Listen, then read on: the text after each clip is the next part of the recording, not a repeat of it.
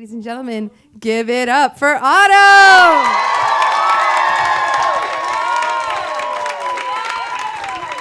Oh wow, this is so strange. All right, so with a show of hands, who has grown up with a single parent? Yeah.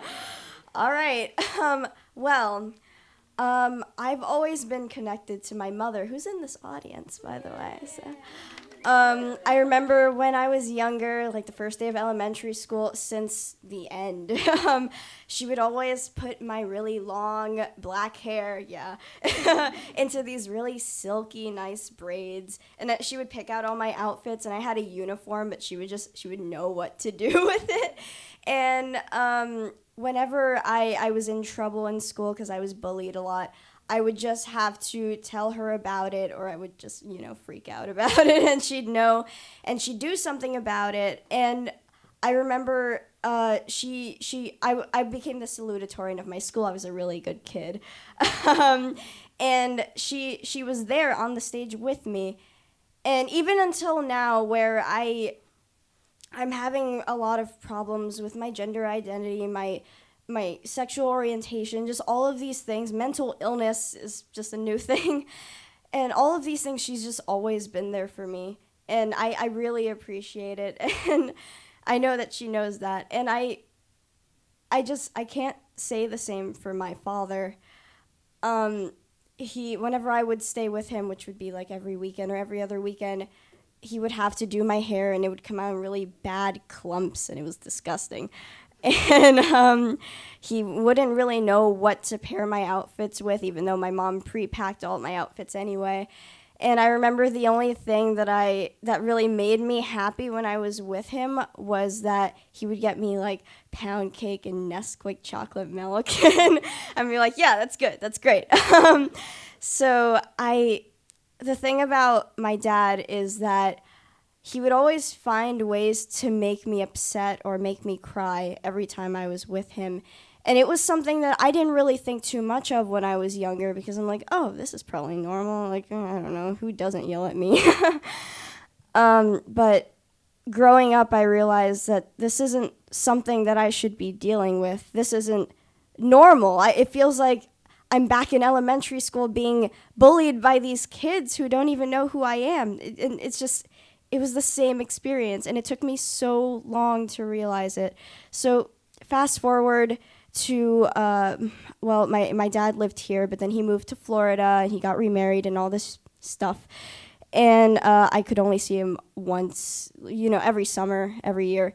And I remember once I was feeling really overwhelmed because of all this stuff, and he would still make me very upset when I was with him. So I decided in my room, even though he was like across the house, I texted him, can you not yell at me anymore? Can you not talk to me this way anymore? Because I really cannot take this.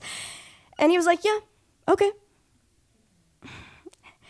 And I thought that would be the end of it. He stopped yelling at me, so I'm like, okay, everything's good. But then, not too long after, I noticed that he was still saying these like really backhanded comments at me, or saying that, oh, your mother didn't raise you the way that you should have been raised. I should have raised you. You would have been a lot better if you were with me. And I'm just like, no. So even after that text, nothing different really happened. So fast forwarding again to a few months ago, I was with two friends, and we had a sleepover. One of them is here as well.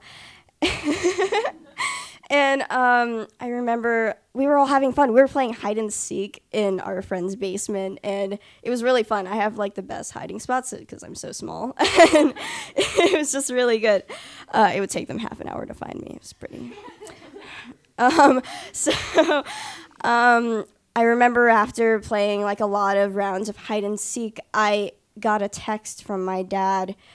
We had just previously gotten into a fight like a month ago, and it was really bad, so I stopped talking to him for a while, and he texted me again, as he usually did every couple of days. And he texted me things like, I'm sorry, you should talk to me, I'm your father, and all this stuff. And I look over to my two friends, who I love so dearly, and I'm like, guys, so should I text him back? Should I like let him know what I'm feeling right now? And they're like, yeah, yes, definitely. You should definitely do that. They know like everything about me, so they're like, yes, you should definitely do that. So I think about it for a little longer. I'm like, okay, and I decide to do it. I decide to pour my heart into this really long text message that of all these words and sentences that I've wanted to say since I was younger, since I was like 4 years old. And I tell him all of the experiences that I've had with him and how I felt uncomfortable and upset every single visit. And by the end of the text message, I was like, great. And I sent it. And I felt so good about myself because I finally had this moment of catharsis where I just redeemed myself. And I was just so happy. But then I had to wait for the reply. And you know that, on the Apple phone, you have like the ... in the bottom, and you just get all this anxiety over. Yeah. So that was what happened. And it felt like an eternity. And it was even more awful because I'm just a very anxious person, so it felt like actually an eternity. But he eventually finally texted back something, and it was along the lines of, "You can't talk to me that way. I'm your father."